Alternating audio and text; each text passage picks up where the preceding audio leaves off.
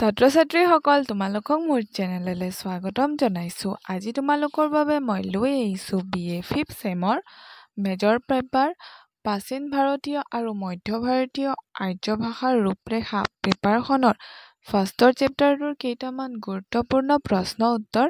আহা আমি ভিডিঅ'টো আৰম্ভ কৰোঁ। 1 নম্বৰ প্ৰশ্নটো হৈছে ভাৰতলৈ অহা আৰ্যসকলৰ প্ৰাচীনতম ভাষাৰ সাহিত্যকৰ ৰূপটো নিদৰ্শন কিহত পোৱা যায়?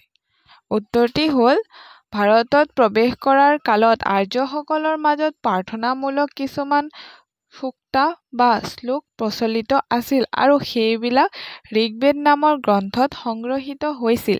এই ঋগ্বেদে আৰ্যসকলৰ আদি গ্ৰন্থ আৰু ইয়াৰ মাজতে ভাৰতলৈ অহা আৰ্যসকলৰ প্ৰাচীনতম ভাষাৰ সাহিত্য ৰূপটো পোৱা যায়।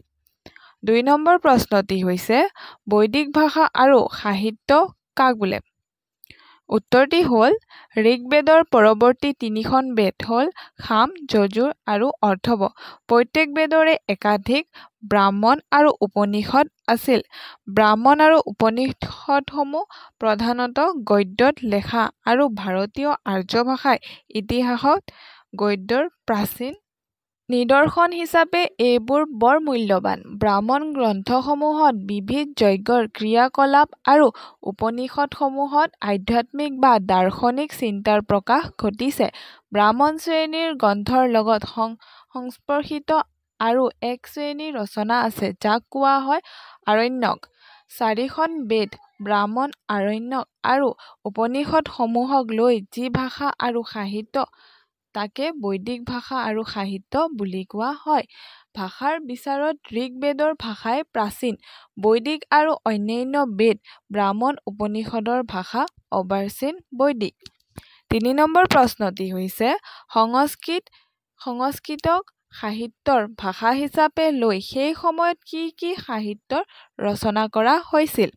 উত্তৰটি হ'ল পাণিনি প্ৰমুখ বৈয়াকৰণসকলে ব্যাকৰণৰ নিয়ম শৃংখলাৰে বৈদিক কথ্য ভাষাক সংস্কাৰ সাধন কৰিছিল।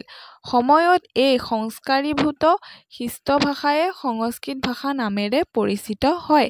সংস্কৃত প্ৰধানতঃ সাহিত্যৰ ভাষা আৰু যোৱা 2000 বছৰ ধৰি এই ভাষাত ৰামায়ণ, মহাভাৰতকে ধৰি মহাকাব্য, গীতিকাব্য, গদ্যকাব্য, চম্পু সাহিত্য, পুৰাণ সাহিত্য, নাট্য সাহিত্য, অলংকাৰ, ব্যাকৰণ, দৰ্শন, ছান্দ আদি বিবিধ প্ৰকাৰৰ সাহিত্য সৃষ্টি হৈছিল।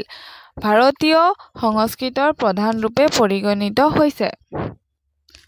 4 নম্বৰ প্ৰশ্নটি হৈছে বৈদিক ভাষাৰ লগত তুলনা কৰিলে সংস্কৃত ভাষাৰ কি কি পাৰ্থক্য থকা দেখিবলৈ পোৱা যায় উল্লেখ কৰা।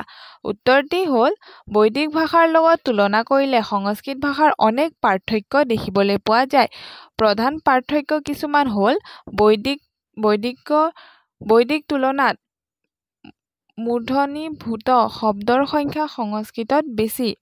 2 নম্বৰ পাৰ্থক্যটো হৈছে বৈদিকত শব্দৰূপৰ আৰু ধাতুৰূপৰ জটিলতা আৰু বৈশিষ্ট্য অনেক, কিন্তু সংস্কৃতত এইবিলাক অনেক সৰল হৈ দেখা দিয়ে।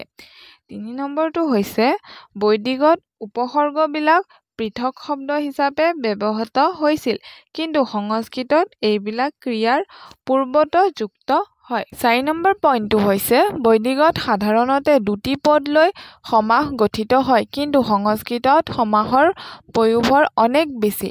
2 বা ততোধিক পদৰ সংযোগত সমাস হোৱা সংস্কৃতৰ অন্যতম বৈশিষ্ট্য। 5 নম্বৰ প্ৰশ্নটো হৈছে বৈদিক ভাষা আৰু সংস্কৃত ভাষাৰ মাজত থকা সাদৃশ্যসমূহ লিখা। উত্তৰটি হ'ল বৈদিক ভাষা আৰু সংস্কৃত ভাষাৰ মাজত থকা সাদৃশ্যসমূহ হ'ল প্ৰথমটো হৈছে স্বৰবৰ্ণ আৰু ব্যঞ্জনবৰ্ণসমূহ 2 ভাষাতে সমানে ব্যৱহাৰ হৈছিল। স্বৰধ্বনিৰ গুণ বৃদ্ধি, সম্প্ৰসাৰণ, সন্ধি, যুক্ত ব্যঞ্জনৰ ব্যৱহাৰ উভয়ে দেখা যায়। 2 নম্বৰ পইণ্টটো হৈছে শব্দৰূপত 3টা বচন, 3টা লিংগ, 7টা কাৰকৰ প্ৰয়োগ উভয়ে দেখা যায়। 3 নম্বৰ পইণ্টটো হৈছে প্ৰত্যয় যোগ কৰি শব্দ গঠন উভয় ভাষাৰে বৈশিষ্ট্য। 4 নম্বৰ পইণ্টটো হৈছে অক্ষৰমূলক ছন্দৰীতিৰ প্ৰাধান্য উভয়ে দেখা যায়। এনে সাদৃশ্য বা সাধাৰণ লক্ষণসমূহ 2 ভাষাতে পোৱা দেখা যায়। ধন্যবাদ।